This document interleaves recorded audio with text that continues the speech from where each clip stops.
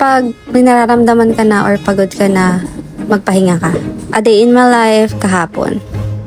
Ako si Sheila, 5 years ng factory worker dito sa bansang Taiwan. Nag-announce yung government ng Taiwan na walang pasok. Pero OFW tayo, kailangan nating pumasok. Kapag kasi may mga typhoon na ganito, may double pay sila.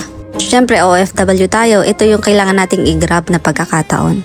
Alas 6 ng umaga, napapaisip ako kung may tren mang dadaan. Pero wala naman silang announcement na walang tren, kaya nag-antay pa rin ako.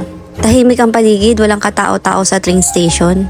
Kasi ang mga Taiwanese ay nag-i-stay lang sa bahay kapag may paparating na typhoon.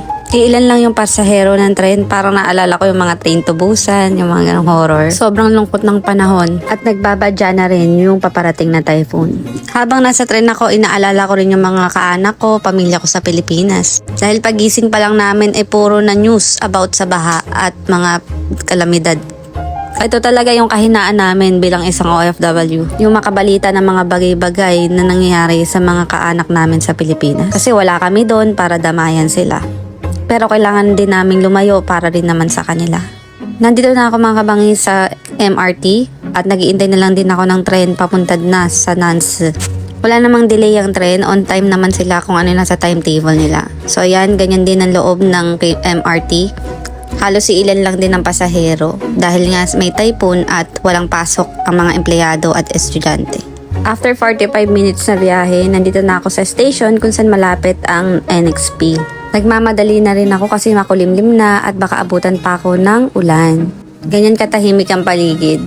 Wala na rin halos dumadaan na sasakyan. Sa totoo lang mga kabangis, ang typhoon talaga ang pinakakatakutan ng mga Taiwanese. Iko-compare mo sa lindol. Kasi dito sa Taiwan, yung lindol pangkaraniwan lang. Pero yung mga typhoon na ganito, talaga ito ang ayaw na ayaw nila. Sobra din yung dasal nila at panalangin nila na wag silang maapektuhan gaano ng typhoon. Dahil kitang-kita naman sa kanilang weather forecast, nasa sentro talaga dito sa Taiwan ang bagyo. After 8 years daw na hindi nila nakaranas ng ganito, eto na naman ulit. Kabado sila at nag-aalala din. Hindi naging maayos ang duty ko mga kabangi sa company.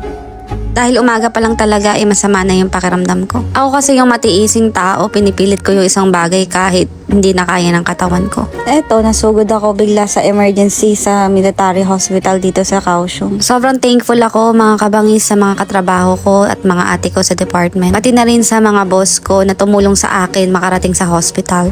Dahil tao lang tayo at hindi tayo robot, may mga nararamdaman tayo na kailangan ay hindi dapat tinitiis. Puhunan kasi natin bilang isang OFW yung katawan natin dito sa Taiwan. Sobrang thankful ako at naging okay na may result. Salamat sa lahat sa nag-aalala, di ko na kayo maisa-isa. God bless everyone.